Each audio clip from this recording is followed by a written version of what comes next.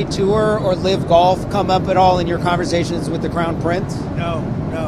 You mean the Live? Yeah. No, we didn't discuss it. What about the Saudi intelligence agent? The 9/11 families want a Saudi intelligence agent to be extradited to the United States to face charges for 9/11. Did that come up in conversation? No. But I know all about it, but it didn't come up.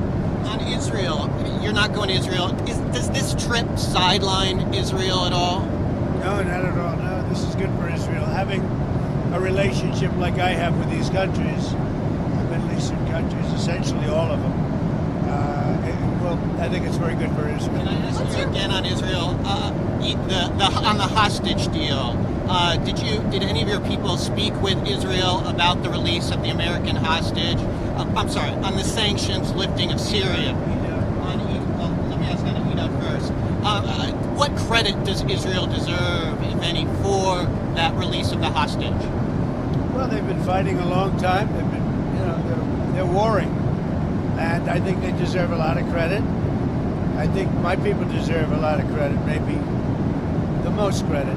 Look, he wouldn't be there, but weren't for us, he wouldn't be living right now. Probably none of the hostages would be living right now, and we probably have 20 that are living that will be getting out step by step. A lot of progress. We've gotten a lot of them out. And last time, a couple of weeks ago, 10 people walked into my office, the Oval Office, and they said they had a 59 on their shirt, on their front. And I said, what does that represent, the number of hostages? I said, wow, that's a lot. They said, well, 24 are living, and now it's 20. The number is 20 are living. 4 have died, and the young people don't die. Young people are killed, they don't die. So the 24 living of the 59 to 24 living is now down to 20. And we got Edom out. It was great. His family was so thankful. We did a good job with that. We'll continue to do it. What happens on Thursday if President Putin doesn't show up in Turkey for the talks with Ukraine? What will you do? Well, I don't know if he's showing up. I know he would like me to be there. And that's a possibility. If we could end the war, I'd be thinking about that. Now, tomorrow, we're all booked out. You understand that? We're all set. But you go if he goes? We're going to go UAE tomorrow. And so we have a very full situation. Now, that doesn't mean I wouldn't do it to save a lot of lives and come back. But, I think they're thinking about something. I don't know that he would be there if I'm not there. We're going to find out. Marco's going. And Marco's been very effective. How are you feeling about how Putin is handling this? I know you had said a few weeks ago you thought maybe how Putin is handling this. You said a few weeks ago you thought maybe he was tapping you along. I'll let you know in a week. I'll let you know in a few days. Mr. President, on Israel again, has any of your team been in touch with Israel, your team, about lifting the sanctions on Syria? What's their reaction? Well, in touch. I mean, we told them we're doing it. The reason I did it, and I think it's been very popular, actually, certainly in the Middle East it's been popular with virtually everybody.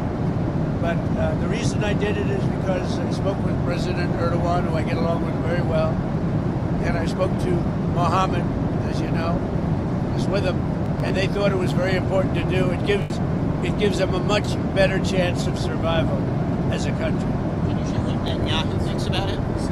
Well, I think what's happened is Turkey feels we should do it. Other countries.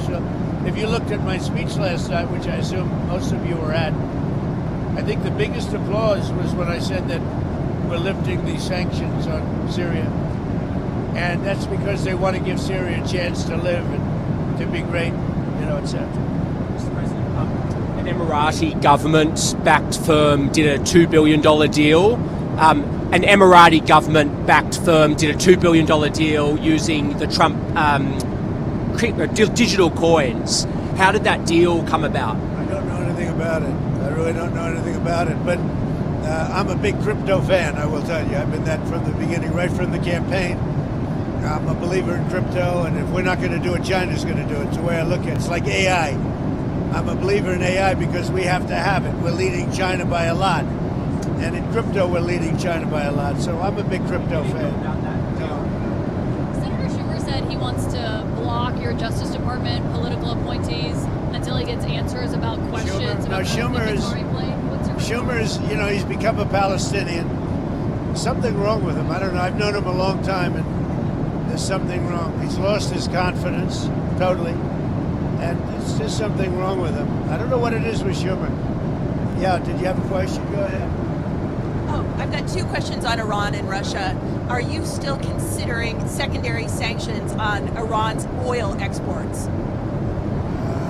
Let's see what happens over the next week. I don't really want to answer it because I want to see what happens over the next week. Go ahead. Okay, and then on Iran and Russia, are you considering sanctions on Russia for supporting Iran and for the continued war in Ukraine? Well, again, I don't want to talk about it, but I'm always considering the secondary sanctions. I had the secondary sanctions on Iran and drove them into bankruptcy, and there would have been no October 7th. There would have been no money for Hamas or Hezbollah or anybody else. So I'm always, and as you know, I put secondary sanctions on Iran again. And hopefully they're going to make the right decision, because something's going to happen one way or the other. It's very simple. It's going to happen one way or the other. They can't have a nuclear weapon. So we'll either do it friendly or we'll do it very unfriendly, and that won't be pleasant. Thank you very much, everybody. On the Qatari plane, Mr. President. I don't notice, guys. Thank you, Mr. President.